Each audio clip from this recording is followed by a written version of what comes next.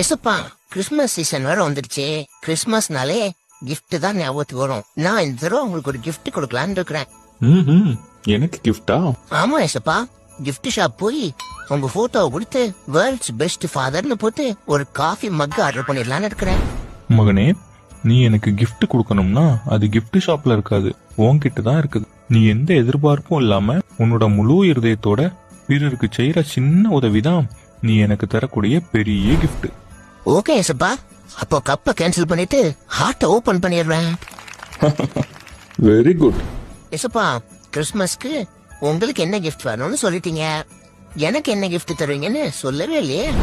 மகனே, உலகத்தின் முடிவு வரைக்கும் சகல நாட்களிலும் உன் கூடவே இருக்கிறேன்னு இப்போ இல்ல, நான் எப்பவோ சொல்லிட்டேன்.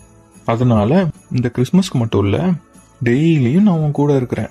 அதுதான் நான் உனக்கு தரக்கூடிய கிஃப்ட். ஐயா, சரி சரி சரி சரி சரி, இது போதும் ஏசப்பா எனக்கு. மக்களே, நம்மளும் நம்ம ஏசப்பா சொன்ன மாதிரி கிஃப்ட கொடுப்போம், ஏசப்பா தந்து கிஃப்ட வாங்கிப்போம். அடுத்த குஸ்தியில மீட் பண்றேன். பாய்.